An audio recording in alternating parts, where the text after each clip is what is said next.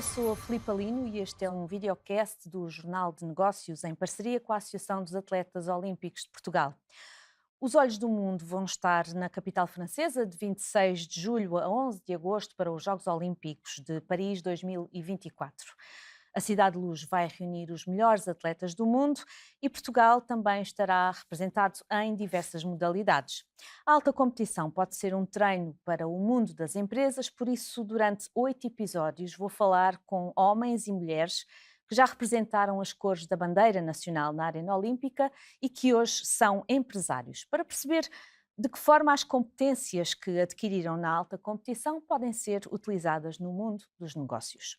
Para esta conversa, que está a ser gravada no edifício AGES, tenho comigo o canoísta Eduardo Gomes, que fez parte da primeira equipa portuguesa de canoagem a participar nos Jogos Olímpicos, foi em Seul, em 1988. Hoje é o proprietário da Novaia, uma empresa de apoio a eventos desportivos e produção de brindes. Olá, Eduardo. Olá. Bem-vindo. Obrigado. Qual é a melhor recordação que guarda de Seul? Acho que foi a que mais impactante foi cantar o hino num passeio que chega lá um repórter de uma cadeia americana e o nosso treinador era polaco. E nós a cantarmos o hino, a dada altura começamos ali um pouco e o polaco Mas o polaco sabia cantar o hino português? Ou aprendeu fingia que algumas sabia? coisas, mas como é óbvio, depois há ali uma fase que é preciso ter-se português para conseguir tirar partido. E também houve uma coisa que foi muito interessante, foi toda aquela ambiência da cerimónia de, de abertura e sobretudo da abertura. O encerramento já é uma festa mais. A abertura acho que é uma cerimónia muito mais Forte do ponto intensa. de vista emocional, É, não é? E para vocês, eram três éramos três. naquela missão, hum, era especialmente emocionante porque era a primeira vez que Portugal ia Era estar a primeira representado vez, na canoagem. exatamente, era a primeira vez e, no que me diz respeito, com muito sacrifício, porque eu tive um Exatamente. problema de saúde em janeiro. Eu tive uma pneumonia com derrame pulmonar, tive que superar e depois continuar, Conseguir para recuperar a conseguir tempo. recuperar a tempo. E conseguir os mínimos, porque isso foi um processo que Claro, que se há ainda 4 foi anos que ficam de trás, não é? Que vêm de trás de trabalho para chegar exatamente. ali. Como é que foram esses 4 anos para conseguirem ser apurados Olha, para.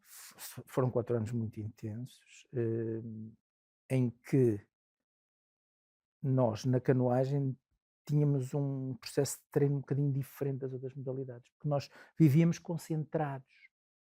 Eh, a título de exemplo, eu sou de Crestuma, uma aldeia ribeirinha do Douro, e eu vivia a 8 quilómetros da casa dos meus pais, em que só ia à quinta-feira à tarde levar roupa suja e ao domingo à tarde.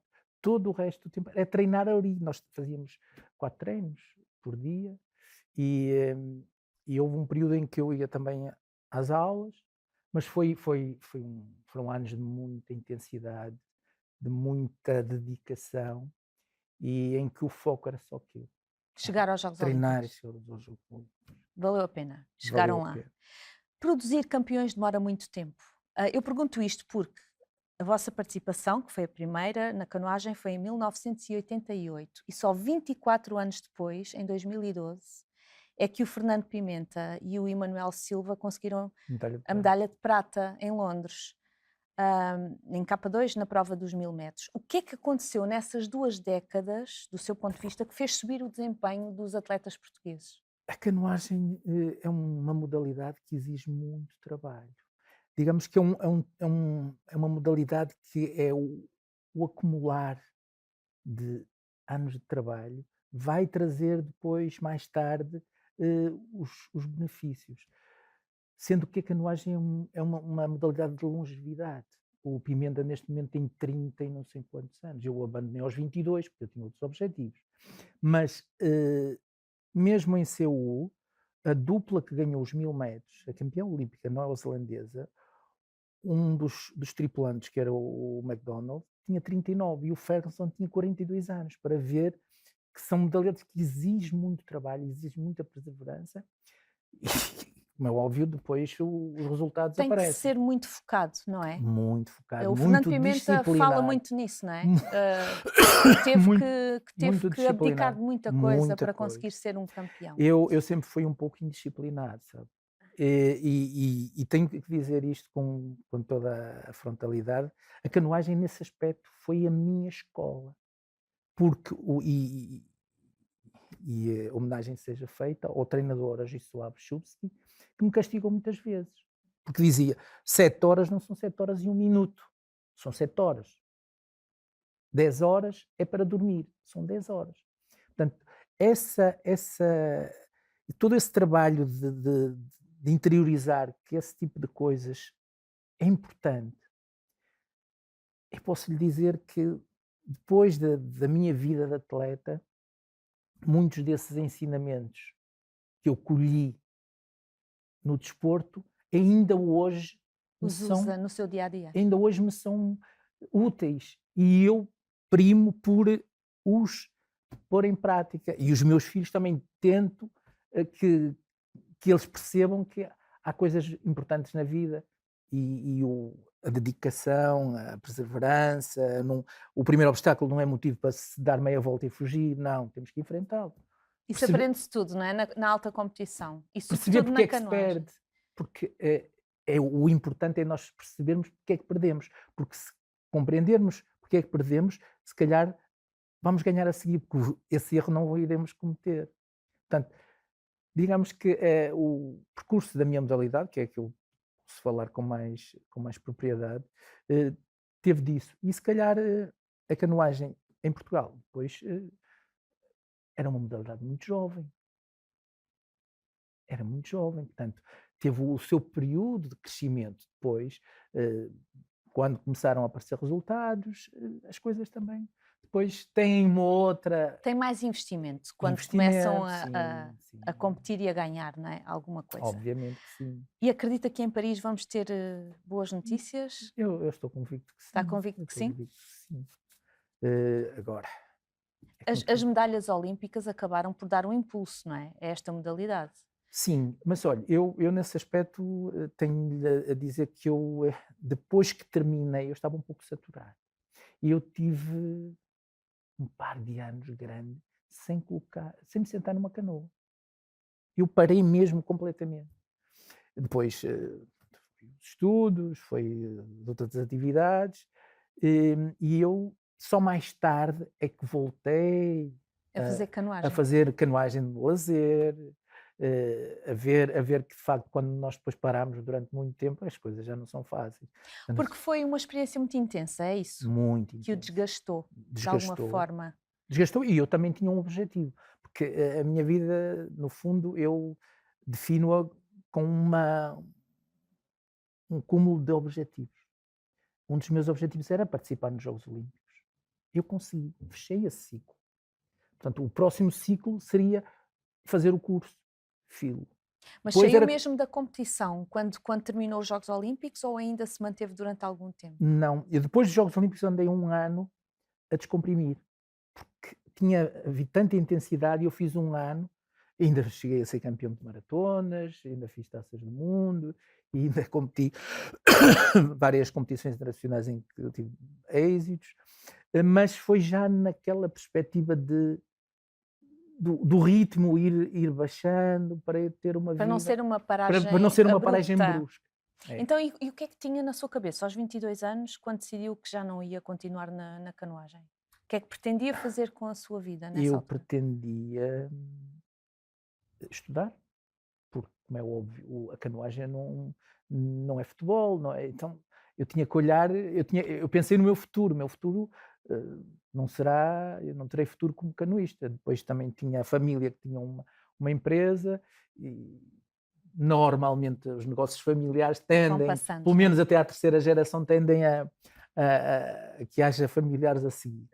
E o objetivo foi concretizado, agora vamos partir para o outro. E o curso que foi tirar, qual foi? Marketing.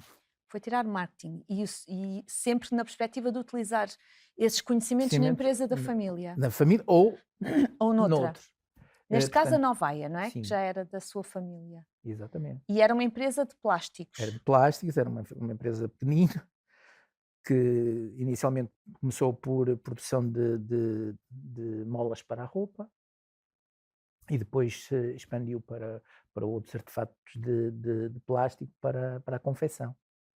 Portanto, eu andei até uma determinada altura, quando me apercebi, já depois de ter terminado o curso, que nos PALOPs havia um clima de maior estabilidade e havia possibilidade de haver internacionalização. E então eu apanhei a Novaia como veículo e fiz a internacionalização da Novaia, criando uma outra empresa, neste caso em Moçambique. E assim foi. Mas Ela neste foi. momento a Novaia já não é uma produtora de plásticos, já é uma Não, coisa não. completamente A diferente. Novaia, neste momento, está, como disse, muito bem, está na, na, a apoio a eventos, a fornecimento de materiais para eventos e continua no import e export, que são áreas que sempre fez e essas também continuam, que não colide nada com esta nova atividade. E, portanto, durante todos estes anos têm andado a viver até fora de Portugal, não é? Disse-me há pouco, antes de começarmos a gravar, que já nem sabe bem onde é que vive, não é? Sim, eu tenho várias casas, de facto. Eu inicialmente comecei pela China, em que nós deslocalizámos uma parte da produção, começámos a fazê-la na China, e depois disso foi quando houve o projeto de internacionalização para Moçambique, que não foi eh, exatamente o mesmo negócio. Eu estive em Moçambique, fiz um estudo de mercado, visitei vários países ali da região e vi quais eram as necessidades que aquele mercado mais tinha. E cheguei à conclusão que eram embalagens plásticas. Neste caso, embalagens em PET, as vulgares garrafas em PET. E então, portanto, depois foi reunir dados, porque era uma área que, embora fosse, entre aspas, plástico, porque o PET não é um plástico, é uma resina, tive que adquirir conhecimentos, tive muita gente a dizer-me: "Oh, és maluco". Eu tive um diretor comercial de uma grande empresa portuguesa dessa área que disse: "O senhor é louco, o senhor nunca irá colocar em África a fazer pré-formas". E no dia que eu liguei: "Ó senhor de bem, está a trabalhar".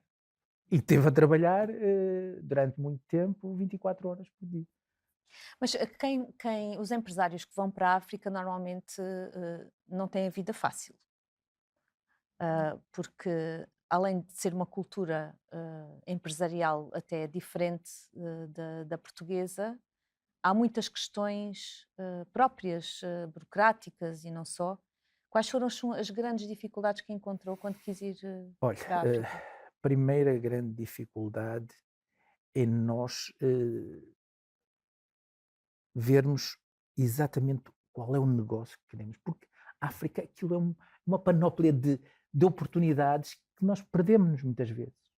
Essa é a grande a Mas teve dificuldade. alguém local a dar-lhe essa Eh, orientação ou não? não, eu fui fazendo as minhas pesquisas, fui conhecendo pessoas, fiz muitas viagens de reconhecimento, entre aspas, para perceber como é que as coisas. Depois conheci gente que me foi dando algumas dicas, que também já estavam lá mais tempo e que já te conheciam ali.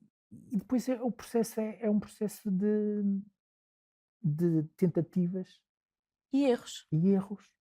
E depois sabermos que já não vamos cometer aquele erro, vamos cometer outros, mas e começando a evoluir e a perceber o modus operandi daqueles países.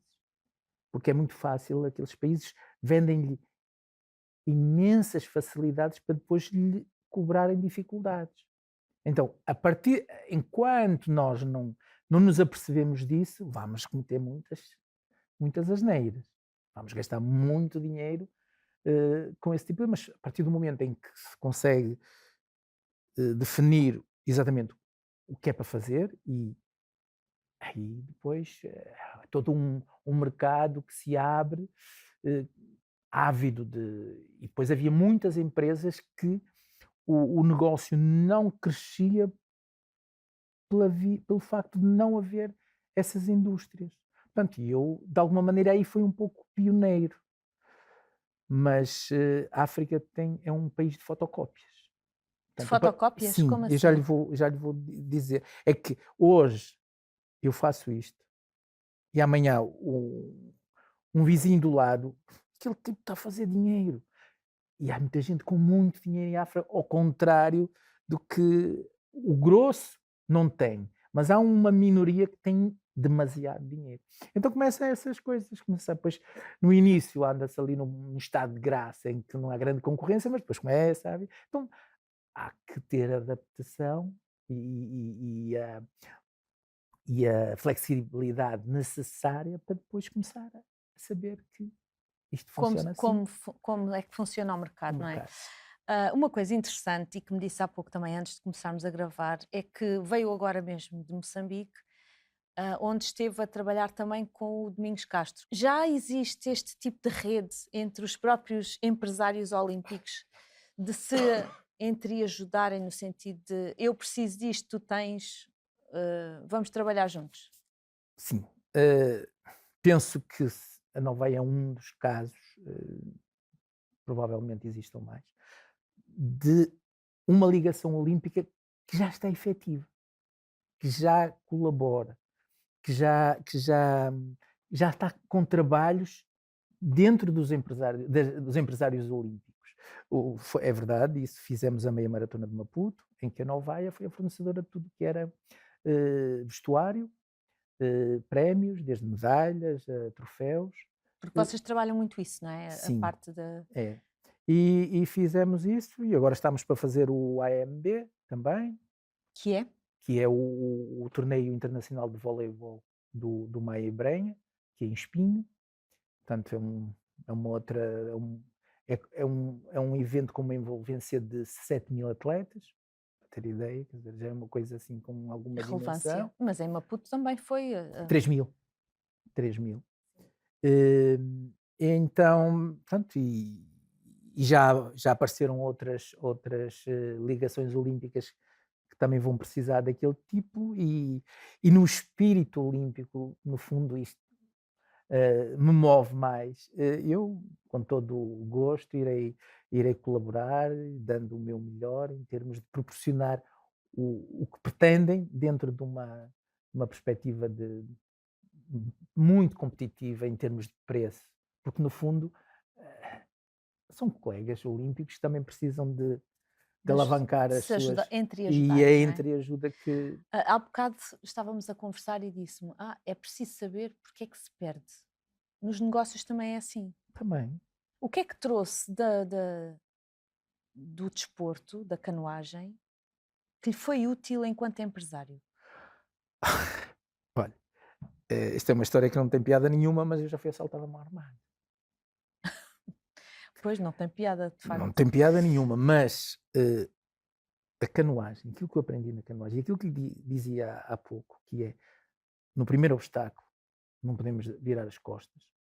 Esse foi uma situação. Uma outra situação foi a minha casa. Eu estava aqui em Portugal e há um amigo meu que me liga e diz: olha, a tua casa foi assaltada, não tens nada dentro de casa. E eu cheguei lá, efetivamente não tinha nada. Dormi no chão, aquela noite. Eu vou-lhe confidenciar que naquele momento eu disse: mas o que é que eu estou aqui a fazer? Se eu tenho uma vida boa em Portugal, porque é que... Mas depois logo assim disse: não, isto não me vai derrubar. Portanto, isso veio do desporto. Às vezes nós passamos dificuldades muito grandes e o desistir não é a solução. Então, isso foi algo que eu consegui ainda hoje. Não são as dificuldades que me demovem. A mim, o meu objetivo é conseguir aquilo que pretendo fazer ou que me proponho fazer, independentemente dos ganhos. Isso é outra questão. Para mim, o ganho não é o fundamental, é o fazer. E, com isso, eu sentir-me feliz. Porque, no fundo, nós temos que ser felizes. Não? Essa resiliência que está, no fundo, é isso que está a falar, não é? Apesar das dificuldades, manter-se à tona Sim. e continuar o seu caminho. Hum, Acredita que isso lhe deu mais capacidades como empresário do que outros empresários que não passaram por essa experiência do desporto de alta competição? Isso é difícil eu de fazer esse tipo de avaliação, mas uma coisa é certa, o desporto deu-me resistências que mais nenhuma escola nos dá, porque obriga muitas das vezes nós irmos aos limites e o limite é doloroso. Portanto, nos negócios às vezes as coisas não correm bem e nós temos que aguentar, ou devemos aguentar. E aí o desporto, sem dúvida que no meu caso a canoagem, foi a minha escola. Exatamente.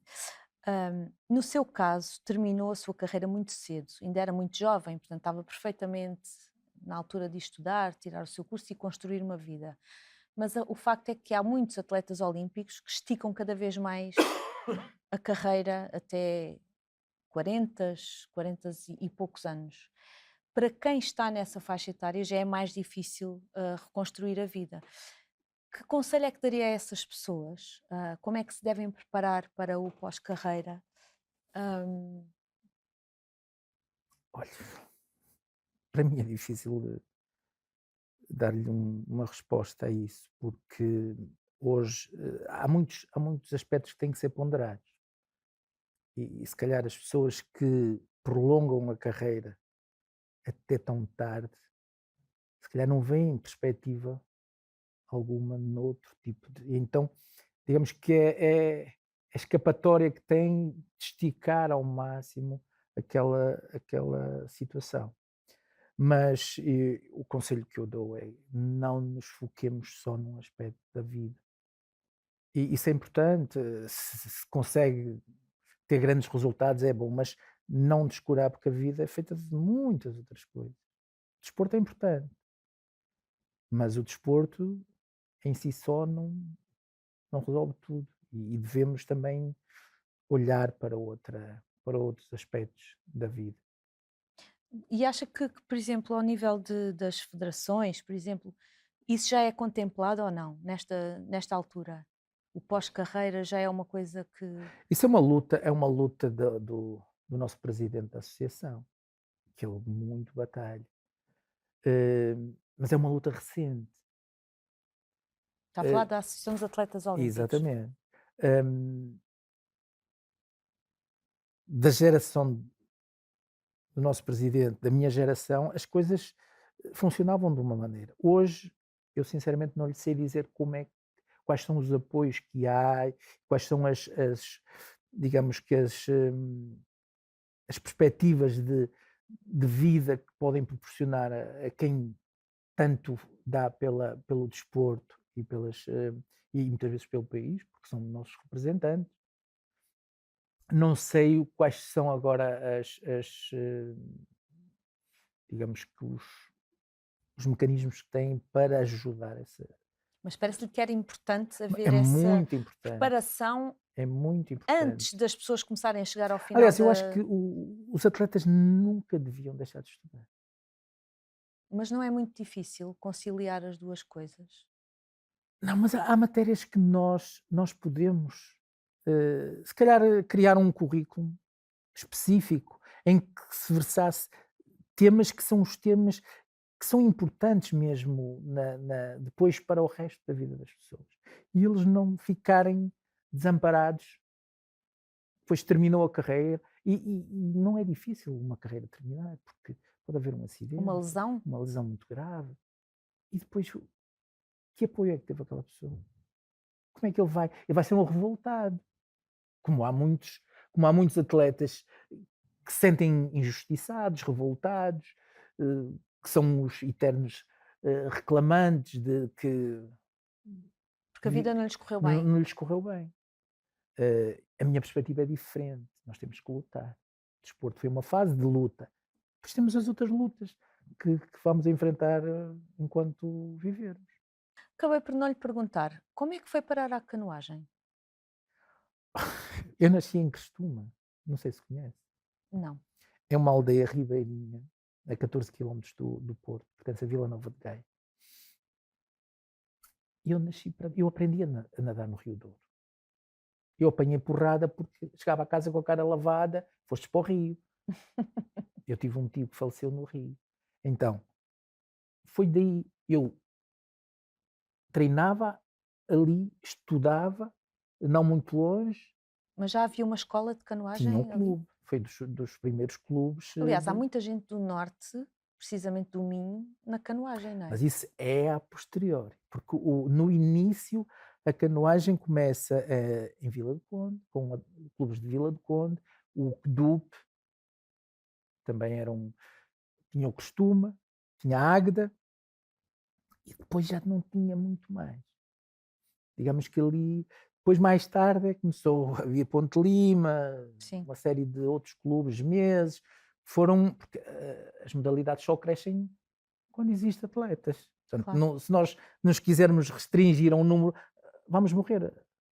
Mas a sua vida teria sido muito diferente se não tivesse passado por essa experiência da canoagem? Não lhe sei dizer. Mas talvez sim. Talvez sim. Houve portas que se abriram para Olha que eu si não por causa sou, da eu não canoagem? sou propriamente. Eu até gosto de futebol. Aliás, eu gosto de praticar muitos desportos. A canoagem, olha, foi aquela que estava ali, porque o futebol tinha que ir para longe e é difícil um miúdo de 12, 13 anos ir para muito longe. Os pais não deixam. Então a canoagem estava ali, aquilo era só descer a rua e entrar na canoa. E fazia parte do seu contexto, não é? Sim, Social e era. ambiental até. E depois as coisas começaram a correr bem, tudo E pronto, a evoluiu no bom verdade é que sentido. foi pioneiro nos Jogos Olímpicos na canoagem, e isso foi um grande feito. Ahm, e agora vamos olhar para Paris. Qual é o seu palpite? Olha, o meu palpite, eu não vou dar palpites, mas espero mesmo, sinceramente, que consigamos trazer medalhas e no maior número de modalidades possível. Hum, Porque isso era importante para o desporto e era importante para que as modalidades conseguissem ter mais apoios. Porque também depende muito disso, não é? Do desempenho dos atletas Exatamente. nos Olímpicos, nos Jogos Olímpicos. Se não houver medalhas, as modalidades depois também são, digamos que, avaliadas em função dos resultados. Claro, Isso é outra parte que tem que ser tida em conta. exatamente. Eduardo, muito obrigada. Eu que agradeço. Este é um videocast que pode ser visto e ouvido no site do Jornal de Negócios e nas principais plataformas. Porque a alta competição pode ser um treino para o mundo das empresas, voltamos em breve com mais atletas que nos vão contar as suas histórias.